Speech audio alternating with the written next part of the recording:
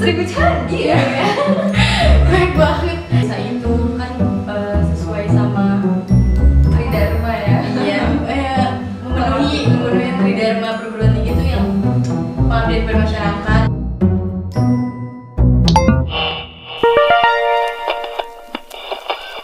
Karena sesungguhnya daur ulang karsa, rasa, jiwa, dan karya ialah kewajiban setiap manusia. Selamat datang di podcast Pojok Dias, mengudara dengan dialektika. Halo semuanya, perkenalkan nama aku Maria Magdalena atau lebih akrab disapa dengan Alena. Aku dari angkatan 2022. Di sini aku ditemani dengan dua rekan aku dan kita bertiga akan ngobrolin nih tentang berita yang sempat viral di akun sosial media lingkar Universitas Brawijaya, yaitu tentang program MMD, Mahasiswa Membangun Desa. Nah, program ini diperuntukkan untuk angkatan 2021 dan angkatan 2020 serta angkatan 2019 yang belum mengikuti pengabdian kepada masyarakat. Nah, untuk lebih lengkapnya mungkin bisa kenalan dulu nih dengan dua rekan aku yang kebetulan dari beda angkatan. Oke, perkenalkan nama aku Prasiska Triwahyuni, biasa disapa Siska, dan aku dari angkatan 2020. Halo semuanya, perkenalkan nama aku Michelle Niva, biasa dipanggil Sila. Aku dari angkatan 2021. Halo Kak Siska, Kak Sila, gimana nih kabarnya dan apa sih kesibukannya akhir-akhir ini? Halo Lena, jadi kabarku ya alhamdulillah baik, dan kesibukanku ngapain ya aku? Kalau aku sih nggak sibuk ngapa-ngapain, cuma paling ngerjain tugas doang. Dan Sila? Kalau kabar aku baik ya, alhamdulillah. Kesibukan aku paling ini aja sih, ikut organisasi, lagi sibuk di organisasi aja. Kita back to topiknya, ke topik awal pembicaraan kita tentang MMD nih. Nah, aku kan angkatan 2022 dan masih belum tahu tentang mendalami nih tentang MMD itu apa. Karena aku juga belum dapat sosialisasi tentang kegiatan MMD ini, programnya. Mungkin dari kakak-kakak angkatan 2020 dan angkatan 2021 nih yang udah dapat sosialisasinya gimana sih? Apa sih MMD itu? Kalau dari aku sendiri sih, menurut aku MMD itu berdasarkan buku pedoman yang udah dikirim sama universitas. MMD itu kan mahasiswa membangun desa dengan target 1000 desa. Iya, kayak 1000 candi ya. Baik banget. Terus ini sih paling mahasiswanya tuh kayak dituntut buat bisa membangun sebuah inovasi nih, nggak dong, di desa tersebut, di desa yang udah dipilihin sama universitas gitu. Nah, untuk program MMD ini tuh dilaksanakannya kapan ya, Kak? Kalau pelaksanaannya ini di semester antara di semester 4 pas libur, jadi selama 6 minggu, 181 jam selama 6 minggu di desa ini. Apa ya? Nah, dengar-dengar nih program MMD itu baru dilakukan di tahun 2023 ini. Nah, untuk di tahun sebelumnya apakah pernah ada program yang serupa? Kalau tahun sebelumnya tuh ada, nah itu namanya KKNT atau PKM, pengabdian kepada masyarakat. Nah, tahun sebelumnya itu kan ini ya 6 minggu ya tadi. Iya. Kalau dia kan cuma 4 minggu dong. Bener banget ya, sebulan doang. Iya, sebulan doang. Gitu. Jadi sebenarnya konsep dari MMD dan KKN ini sama-sama terjun ke desa gitu ya, Kak ya? Iya, sama-sama terjun ke desa, cuma beda nama doang. Oh, beda nama doang. Apa ada kegiatan atau program lain yang beda nih antara MMD sama Ini sih paling aku nggak tahu ya, yang KKN Kak Siska ini dulu ada program individunya atau enggak. Soalnya yang MMD tahun ini ada program kelompok, ada program individu juga ada, jadi yang sendiri-sendiri gitu. Jadi kayak per anak suruh bikin proker gitu ya. Kalau di aku dulu tuh kayak cuma per prodi doang. Jadi kan kita satu fakultas tuh ada dari banyak-banyak prodi nih. Jadi ntar kayak misalkan aku dari pariwisata, jadi ntar bikin bikin prodi sih, bikin programnya itu yang sesuai sama pariwisatanya itu gitu Ana. Nah, untuk tujuan dari KKN dan MMD itu sebenarnya apa sih? Kenapa sih mahasiswa harus terjun ke desa itu?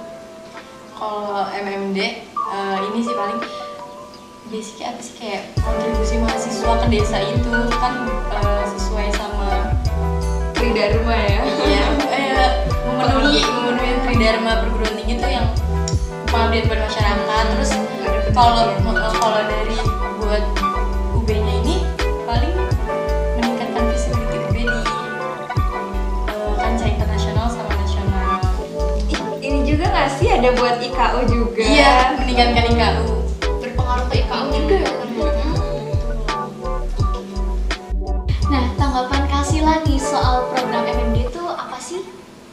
Kalau aku sebenarnya bagus-bagus aja sih ya program ini, cuma karena program baru jadi menurut aku masih banyak kekurangan gitu, masih ada yang miss gitu lah karena program baru kan. Nah, kalau misalnya kayak gitu tuh persiapan dari kakaknya sendiri itu waktu tahu ada program ini tuh udah sejauh mana sih? Kalau dari administrasinya itu paling nyiapin ini aja sih, surat keterangan sehat, terus surat izin orang tua, surat pernyataan kesiapan si mahasiswanya, sama surat scan kartu BPJS, itu aja. Nah, kalau misalnya di tahun sebelumnya nih, kakak kan udah pengalaman ikut kayak ke desa-desa gitu untuk pengabdian nih. Nah, apa ada tips dan trik untuk persiapan sendiri? Sebenarnya nggak ada tips and triknya yang begitu wah gitu ya, kayak ya udah ikutin aja ya apa yang dipersiapin, kayak berkas-berkasnya kayak tadi BPJS, terus apa tadi surat keterangan sehat, surat pernyataan gitu-gitu, itu lengkapin aja. Terus habis itu siapin mental juga. Karena Apa sih? iya, Mental yang karena di sana ntar pasti ada aja masalah yang harus diselesaikan ya, jadi siapin mental aja. Oke, jadi kuncinya siapin mental sama lengkapin berkas-berkas. Jadi catat ya teman-teman. Nah, tadi kan Kak Siska udah sempat kasih tips dan trik buat kita-kita nih. Nah, boleh nggak sih juga ceritain dikit aja tentang pengalaman selama ikut KKN atau PKM gitu? Pengalamanku apa ya, nyusun program gitu-gitu lah. Nah, karena kemarin kan waktunya cuma dikasih 1 bulanan, jadi abis ada pengumuman itu 1 bulannya itu kayak kita udah langsung nyusun proker, terus ada ini juga tadi apa yang kamu nyebutin tadi, persyaratan kayak gitu. Terus kan salah satunya tadi tuh nggak ada ini ya, nggak ada transkrip wilayah. Cuma ada minimal SKS yang ditempuh, itu tuh minimal 80 SKS gitu. Oke, kalau di aku itu nggak ada. Terus apalagi ya pengalamanku, ini salah satu pengalaman yang sampai sekarang aku inget tuh, ada nih proker, sebenarnya bukan proker yang dibuat dari kita, jadi desa itu minta bantuan ke anak-anak KKN buat menyukseskan acara dia. Jadi ada kayak rumah bersih desa. Nah itu tuh baru di launching gitu, dan kita tuh suruh mendekor kayak ada ininya gitu loh, stand buat tampil. Nah itu kita buat suruh ngedekor itu dengan ini seadanya gitu, kayak jadi tuh aku kayak muter otak banget buat bisa biar tetap cakep, enak dilihat, tapi dengan budget yang minim, Pas-pasan. Iya, maksudnya kayak bukan minim juga sih, kayak cuma kurang sama aja kan. Ini beneran. Iya, cuma karena dari situ jadi kayak jadi tahu lah ya kayak gitu.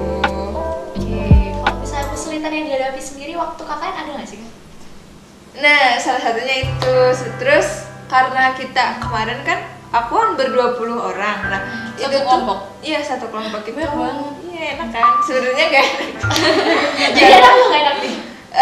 Enak gak enak ya sebenarnya 20 orang itu kayak 20 orang dalam satu ruangan yang sama, terus nyusun proker itu tuh pasti ada kendala-kendalanya. Salah satunya waktu mau proker itu kita kayak bingung nentuin proker yang mana. Terus tadi kan aku kan sempat bilang ya di tiap prodi harus ada proker yang ini. Jadi itu masih mikirin proker bersama, terus juga mikirin proker buat prodi.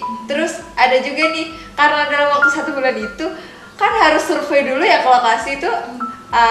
Yang di Malang tuh masih dikit, jadi kayak cuma orangnya tuh sama-sama aja yang bolak-balik ke desa. Dan lumayan ini sih, lumayan jauh, kayak nggak jauh-jauh banget, 30-45 menitan lah desa dari Malang ke desa yang aku KKN-in itu. Jadi agak mikir ya. Tapi dari kesulitan yang dihadapi itu pasti kan ada outputnya, ada manfaat yang didapat. Kira-kira apa aja sih output yang didapat? Nah, outputnya buat pribadi ini kayak personal branding. Kok personal branding sih? Bukan. Problem solving itu dapat. Personal branding juga dapat dikit lah ya, karena di sana kerja bersama dengan ibu-ibu ya. Jadi kayak gitu. Ini dong aku mau tanya, pas pelaksanaan KKN ini ada nggak sih kayak masyarakatnya tuh kurang minat gitu sama program yang di itu? Pasti ada hal-hal kayak gitu ya. Jadi ada satu proker yang karena itu sebenarnya bukan yang nggak minat banget, cuma peminatnya sedikit. Itu tuh pasti ada karena emang nggak sesuai jadwalnya. Kayak misalkan kita bikinnya di siang hari. Nah, kalau di siang hari kan pasti orang-orang capek ya, habis bekerja, terus habis ke sawah kemana. Jadi kayak kurang ini aja, kurang banyak yang dateng gitu. Terus kayak sebenarnya nggak, karena backingannya ibu ini juga langsung dari ibu kepala ibu desanya, ibu kades gitu tuh, jadi lumayan banyak yang minat sih. Waktu kakak banyak minat. Iya. Gitu. Nih, ntar kamu juga bakal kayak gitu juga kan? Iya, semoga ya, ntar juga semoga aja dilancarin ya kayak kakak, jadi banyak yang minat soal program kerja yang aku tawarin. Oke, gitu. Nah, aku sebenarnya penasaran nih, untuk pengabdian masyarakat ini KMMD, KKN ini sebenarnya dikonversi nggak sih programnya? Kalau di tahun aku kemarin itu dikonversi, jadi Aku juga 4 SKS ya. 4 SKS. Sama ya berarti ya. Nah, tambahan lagi nih, kalau di prodi aku di pariwisata itu kalau udah magang, kalau udah pengabdian masyarakat itu nggak perlu ada magang lagi, jadi nggak wajib magang gitu. Ya, jadi santai. Semester berapa sih magang? Semester 6, semester 7 itu magang. Oh, terus ini dong Kak, aku ada pertanyaan. Gimana sih kehidupan sehari-hari waktu kakak tuh kayak nyuci, gitu-gitu, makan, terus tidurnya di mana kayak gitu? Gimana sih waktu kakak? Nah, kemarin waktu KKN itu tidurnya dulu ya. Tidurnya tuh kita itu cewek sama cowok itu bisa. Jadi karena emang di desa ya nggak boleh satu ya. Jadinya bisa ya. Jadi yang anak cowok itu tidurnya di Pak Kades. Nah, sedangkan kita yang cewek karena ber-13 ya, itu tuh di rumah Mbak Kasti. Itu nama orangnya. Aku masih inget. Dan rumahnya itu agak rumah yang lama gitu dan luas. Itu enak banget. Terus buat makannya kita itu sebelum itu ada dibagi per kelompok buat piket makan sama ini bersih-bersih. Jadi piket makannya sendiri sama bersih-bersihnya sendiri. Nah, yang makan ini ntar kayak dipilihin gitu lah, mana yang bisa masak, mana yang nggak bisa masak. Nah, ntar yang nggak bisa masak dicampurin sama yang bisa masak. Jadi sekalian belajar masak gitu. Masakan ya? Iya, masakan. Nah, terus ada juga nih kalau nyuci baju, kebetulan di aku tuh ada laundry, jadi nggak perlu ini bingung-bingung mikir nyuci baju. Dan ada ini juga mesin cuci, dia kan mesin cuci guys. Berarti nggak jauh banget dari ini kan? jauh, pokoknya tuh desanya tuh nggak terlalu desa banget, jadi kayak yang masih ada ATM, Indomaret. Cuma kalau dibilang agak kota ya jauh. Emang berapa kilo sih atau berapa menit dari kota Malang ini sendiri? Nah, kalau menitnya sekitar 45 menit dari Malang. Jadi tempat aku ngabdi itu di desa Gunung Sari di Kecamatan Tajinan gitu. Terus tadi kamu ada pertanyaan lagi nggak sih tadi tentang apa tadi yang belum aku jawab? Udah semua ya. Oke. Tapi enaknya kalau deket ATM karena kayaknya yang paling jadi permasalahan utama tuh uang cash. Iya. Biasa cashless. Terus mau ditaruh di desa yang bisa aja jauh dari ATM kan. Itu nggak bisa cashless. Iya, di desa tuh ada satu lagi tips and trick. Jadi kalian harus bawa uang cash banyak-banyak ya. Uang cash yang banyak. Soalnya biasanya apalagi kalau di desa yang terpencil kan susah ya nemu ATM, apalagi ATM kalian BCA dan BNI itu jarang ada di desa. BCA kurang lama ya. Disensor. Jadi di sana adanya BRI guys. Jadi kalau mau ngambil uang sekalian ambil yang banyak biar gak bolak-balik gitu. Ya guys, uang cash yang utama. Tuh. Udah. Oke. Masih ada pertanyaan lagi mungkin dari Hasila? Dari aku udah itu aja. Mungkin dari aku juga udah itu aja. Jadi kesimpulan yang didapat dari podcast kita kali ini nih tentang garis besar MMD sama KKN itu konsepnya tuh kurang lebih hampir sama ya. Paling beda di persiapan administratifnya gitu. Terus kayak tentang apa ya? Tentang lama pelaksanaannya juga nggak sih? Yang MMD tadi Yang aku 6 minggu. Terus yang KKN atau PKM itu 4 minggu ya, sebulan. Tapi keduanya sama-sama ngamalin Tridharma perguruan tinggi kan ya, tentang pengabdian masyarakat, tentang penelitian, tentang pendidikan kayak gitu. Nah, mungkin segitu dulu perbincangan kita pada podcast kali ini. Sedih banget udah. Tapi next time bisa ketemu lagi, bisa ngobrol-ngobrol dong pasti. Semoga podcast kali ini bisa nambah insight kita semua, terutama buat kakak-kakak yang mau MMD nih, biar lebih siap mentalnya, biar lebih siap persiapannya lebih matang gitu. Nah, aku mau terima kasih ke Kasila sama Kak Siska udah bersedia hadir, udah bersedia ngobrol bareng aku. Dan aku juga mau mohon maaf kalau misalnya selama podcast kali ini aku ada salah kata atau ada terdapat kata yang kurang berkenan juga dari kita, mohon dimaafkan ya. Dan see you to be next episode podcast Pojok Dias. Bye.